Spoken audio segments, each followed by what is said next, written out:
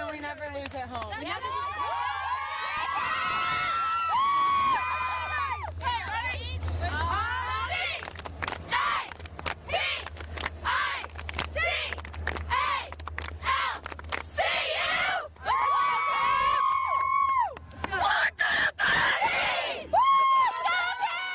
Capital University was one of several institutions around the nation to benefit from Title IX in the early 1970s.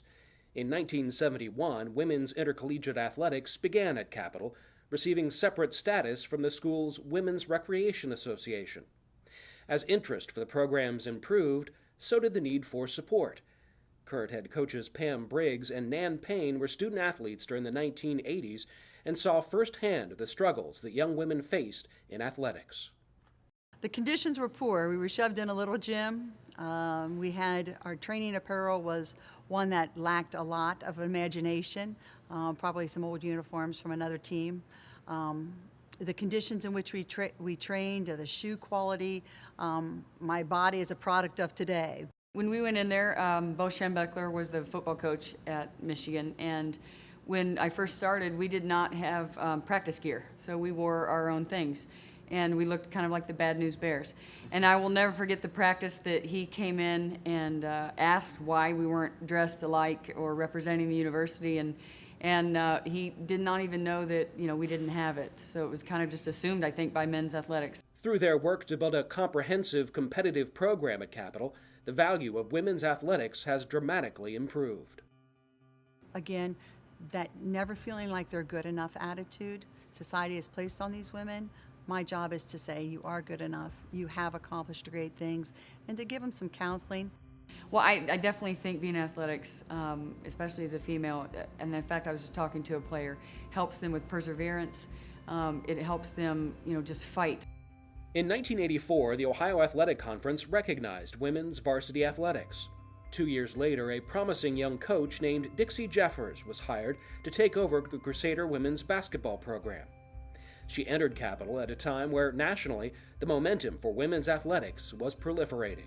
It's about fairness, and it's about fairness whether you're a male, whether you're a female. And I've been fortunate enough to be able to evolve in athletics at the time things were changing. So for me, I've evolved with change, and I've been able to be part of the change, and I continue to want to be part of the change to be fair for our student athletes, whatever gender they are. Coach Jeffers' teams immediately became known for their fundamental play and overall toughness, winning 3 OAC titles and appearing in 3 NCAA tournaments in Jeffers' first 6 years. I actually equate what kind of team I have from the crowd size every year. I know if there's a good crowd in there, I got a pretty good product that year. And it's become such a great spectator sport. People really appreciate, are we above the rim? No.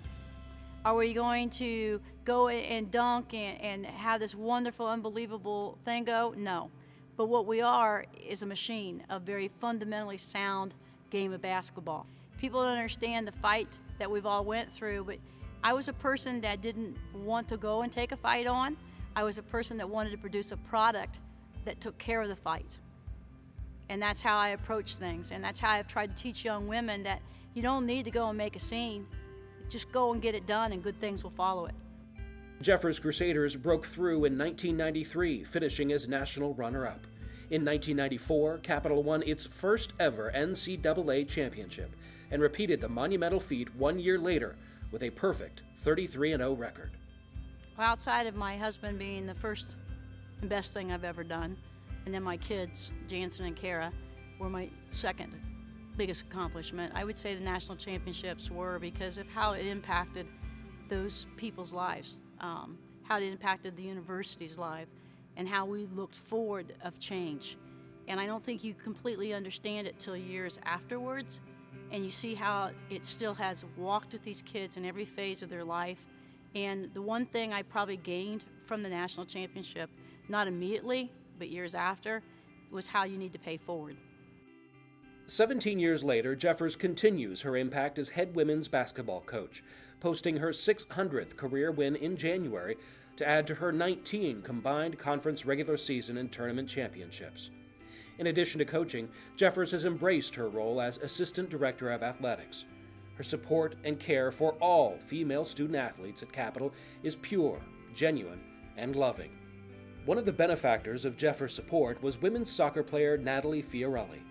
Fiorelli, a senior on the women's soccer team, began her career at Capital in 2008. Fiorelli suffered from symptoms of anorexia early in her career, forcing her to miss all but 2 games during her freshman season. After experiencing numerous physical, social, and emotional challenges, Fiorelli eventually overcame the illness, claiming a clean bill of health in the summer of 2011. In the fall, first-year coach Chris Coons suggested Fiorelli apply for a redshirt year with the NCAA. The odds were against her, as the games she appeared in as a freshman came too late during the season to normally qualify for a hardship.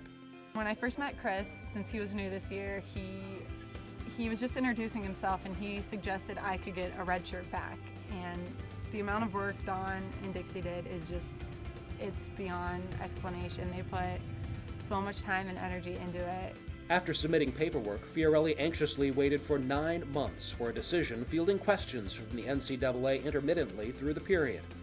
The hard work put in by Fiorelli, Jeffers, and Director of Athletics Don Stewart finally came to fruition as a decision was made in February.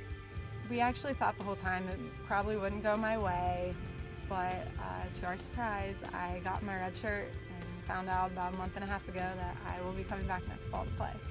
The NCAA's decision was unparalleled, signifying a large step forward in recognizing the severity of anorexia and its related diseases in young women.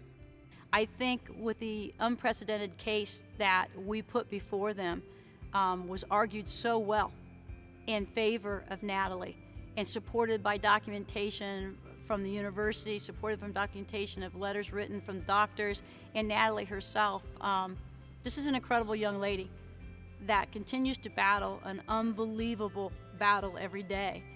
But where she is now and where she was is night and day, and she's so thankful for the opportunity. She's thankful to the NCAA.